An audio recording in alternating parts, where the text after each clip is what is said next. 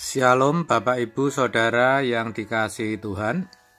Seri pengajaran hari ini berjudul Melatih dan Menguasai Tubuh. Dalam salah satu suratnya, Paulus membagikan pengalaman bagaimana dia bisa mengakhiri pertandingan yang baik, yaitu perlombaan rohani, mencapai garis akhir, serta berhasil memelihara iman, dalam pengertian tetap berpegang teguh pada ajaran yang benar sampai hari terakhir. Saya percaya keberhasilan Paulus dalam memenangkan pertandingan bisa menginspirasi dan memotivasi kita untuk bisa meraih kemenangan. Pengalaman itu dituliskan dalam 1 Korintus 9 ayat 27. Demikian. Tetapi aku melatih tubuhku dan menguasainya seluruhnya, supaya sesudah memberitakan Injil kepada orang lain, jangan aku sendiri ditolak. Saudara, dari ayat ini secara tersirat, kita tahu bahwa Paulus benar-benar menyadari keberadaan dan keadaan dirinya.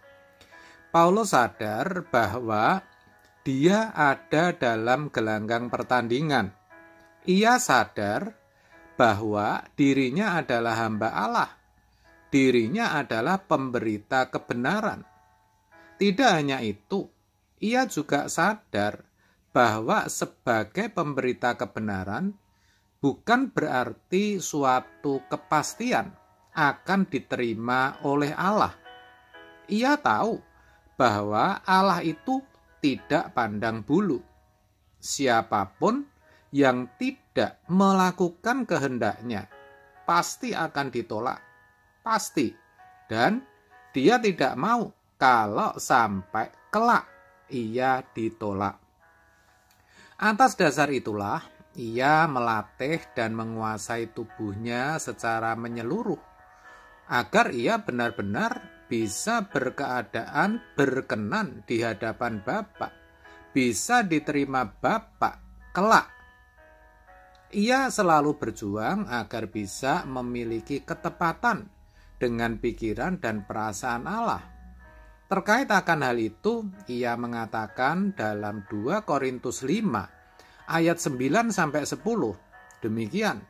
Sebab itu juga kami berusaha, baik kami diam di dalam tubuh ini, maupun kami diam di luarnya, supaya kami berkenan kepadanya. Sebab kita semua harus menghadap tahta pengadilan Kristus, supaya setiap orang memperoleh apa yang patut diterimanya, sesuai dengan yang dilakukannya dalam hidupnya ini, baik ataupun jahat. Sangat jelas bukan saudara, bahwa Paulus berjuang agar dirinya berkenan kepada Allah. Pertanyaannya, bagaimana dengan kita saudara? Kalau kita juga ingin berkenan kepada Bapa, kita merindukan diterima di kemahnya kelak, kita harus juga seperti Paulus, yaitu bersedia melatih dan menguasai seluruh tubuh kita. Tidak hanya apa yang kelihatan saja yang harus kita latih dan kuasai, tetapi juga yang tidak kelihatan, yaitu hati atau keadaan batiniah kita. Itu tidak mudah saudara, mengingat kita ini hidup dalam hukum dosa, di mana apa yang kita perbuat cenderung membawa kepada dosa. Itulah sebabnya, agar kita bisa menguasai tubuh kita seluruhnya, kita harus bersedia melatihnya. Caranya dengan tidak selalu menuruti segala keinginan daging dan hawa nafsu kita. Itu pasti sakit, bahkan menderita. Karena yang namanya keinginan daging, yang namanya hawa nafsu, itu menuntut. Apalagi kalau sudah menjadi kebiasaan, bahkan irama hidup yang tetap. Yang sederhana saja, saudara. Orang yang sudah terbiasa malas itu kan susah berubah dan susah diubah. Yang biasa marah-marah juga begitu. Susah untuk berubah. Dalihnya karena itu sudah jadi watak, katanya begitu. Padahal di dalam Yesus watak itu bisa diubah. Belum lagi yang kikir, egois, sombong, mementingkan dirinya sendiri, dan hal-hal lain yang tidak berkenan di hadapan Tuhan. Itu semua susah untuk diubah, saudara. Ingat ya saudara, tidak ada orang atau apapun juga yang bisa mengubah seseorang menjadi berkenan kepada Bapa. Bahkan Tuhan sendiri tidak bisa mengubah kecuali dirinya sendiri. Ini penting, ini harus kita sadari.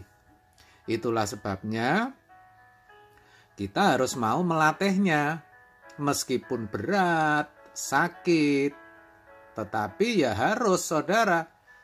Sampai kapan? Sampai kita bisa menguasai tubuh kita seluruhnya. Sampai kita bisa mengerti apa yang menjadi kehendak dan rencana Allah dan menghidupinya. Sampai hidup kita benar-benar berkeadaan berkenan. Saudara, pasti bisa, percayalah. Dan harus bisa, karena Allah sudah sediakan alatnya, yaitu Injil dan Roh Kudusnya. Jadi, mari sebelum sampai ke garis akhir, kita berjuang, melatih dan menguasai tubuh kita, supaya kelak kita bisa diterima di kemah abadi. Amin. Tuhan Yesus memberkati.